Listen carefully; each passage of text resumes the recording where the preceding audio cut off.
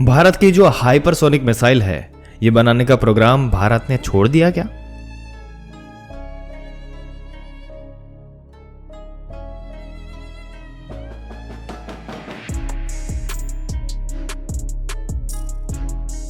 क्या ये प्रोग्राम को भारत आगे नहीं ले जाना चाह रहा? क्या इसका कोई प्रोग्रेस है?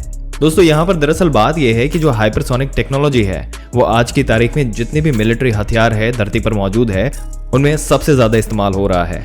ऐसे में भारत इससे जुड़ी हुई ज्यादातर जानकारी छुपा कर रखता है और इसका काम पर्दे के पीछे किया जाता है और इसलिए इससे जुड़े कोई भी जानकारी हमें नहीं मिल पाती। जब सरकार या डीआरडीओ ऑफिशियल तौर पर उसके अनाउंसमेंट करती है तभी हमको इसके बारे में पता चलता है। इसके अलावा कोई भी रूमर इसके नहीं आती, इसके बारे में कुछ भी बात नहीं होती। ये इतना ज़्यादा सीक्रेट प्रोग्राम है जो आम लोगों या आम जनता के सामने नहीं लाया जाता।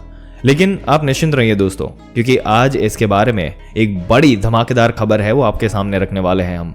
और दोस्तों, इसको आप 2023 की हाइपरसोनिक मिसाइल या टेक्नोलॉजी की सबसे बड़ी खबर जो है ये भी मान सकते हैं। तो आखिर ये खबर है क्या? देखिए दोस्तों, ये खबर अगर विस्तार से आपको कहे तो भारत की एडवांस सिस्टम लेबोरेटरी जो है हैदराबाद में जो बेस्ड है, उन्होंने एक नए प्रकार का थर्मल स्ट्रक्चर टेस्ट फैसिलिटी बना लिया है। उसे पूरे तरीके से एस्टैब्लिश भी कर लिया है। अब ये क्या है? तो इसमें ये होता है कि ये बहुत ही खास प्रकार की फैसिलिटी है। अभी तक हमने जितने भी हाइपरसोनिक मिसाइल जो है इनके टेस्ट किए हैं वो बहुत ही शॉर्ट ड्यूरेशन के थे। मान लीजिए 700 to 800 किलोमीटर रेंज वाले, मतलब कि शॉर्ट रेंज हाइपरसोनिक मिसाइल।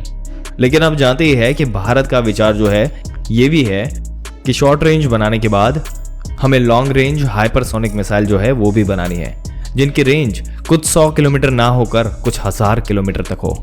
लेकिन इस प्रकार के हाइपरसोनिक मिसाइल जो है वो बनाना बहुत ही ज्यादा चैलेंजिंग टास्क है। अब इसमें मुश्किल काम क्या है? आप में से कई लोग कहेंगे कि रफ्तार हासिल करना सबसे मुश्किल काम होगा। दोस्तों, ये जो हाइपरसोनिक मिसाइल है वो बहुत ही भयानक रफ्तार पकड़नी होती है इनको, लेकिन ये काम मुश्किल नहीं होता। इससे तो डीआरडीओ का दुनिया के कोई भी देश है जो आसानी से हासिल कर सकते हैं।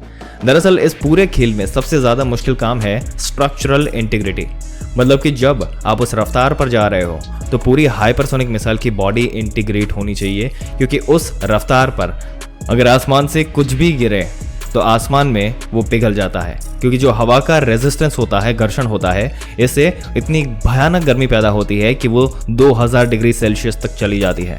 अब आप खुद सोचिए कि हमारी खुद की बॉडी जो है उसका नॉर्मल टेम्परेचर 37 डिग्री सेल्सियस होता है। जब हमारे यहाँ पर तापमान 40 डिग्री पहुंच जाता है तो हम सब लोग घरों में एसी में मिलते हैं।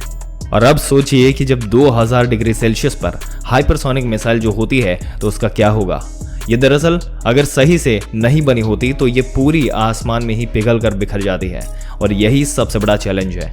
और इसलिए हमारे जो डीआरडीओ के हैदराबाद में ये थर्मल स्ट्रक्चर टेस्ट फैसिलिटी जो बना रही है, जहां पर हाइपरसोनिक मिसाइल बनाने के बाद हम इस फैसिलिटी के अंदर उसका थर्मल टेस्टिंग करेंगे। 2000 डिग्री सेल्सियस तक इस फैसिलिटी के अंदर टेम्परेचर पहुंच जाएगा और उसके बाद हवा भी उतनी ही रफ्तार से चलेगी, जिसके बाद एक चेक किया जाएगा जो हाइपरसोनिक मिसाइल की बॉडी है ये इस चीज को झेल पा रही है या फिर नहीं। और इस फैसिलिटी की खासियत ये होगी कि इसमें से जो ये ऐसा एटमॉस्फेयर जो है वो बनाया जा रहा है जहां पर भयानक घर्षण का, भयानक टेम्परेचर का ये कुछ सेकंड्स में नहीं रहेगा, ये लंबे समय तक चलेगा। यानी कि हम अपनी मिसाइल पर पूरा भयंकर प्रेशर डालेंगे और उसकी सारी लिमिट जो है वो हम प्रेशर डालकर ये देखेंगे कि क्या ये इसे झेल पा रही है या नहीं। दोस्तों, आपकी क्या विचार है? डीआरडीओ ने जो हाइपरसोनिक टेक्नोलॉजी को डेवलप करने के लिए इस तरीके का इनिशिएटिव लिया, अपने विचार हमें कमेंट करके जरूर से बताइएगा। अगर ये वीडियो और इसमें दी गई जानकारी आपको अच्छी लगी हो तो हमारी चैनल को सब्सक्राइब करके बेल आइकन जरूर से दबा दें। मिलते हैं एक और दिलचस्प वीडियो में एक और दिलचस्प जानकारी के साथ। तब तक के लिए इस वीडियो में अंत तक बने रहने के लिए आपका दिल से धन्यवाद।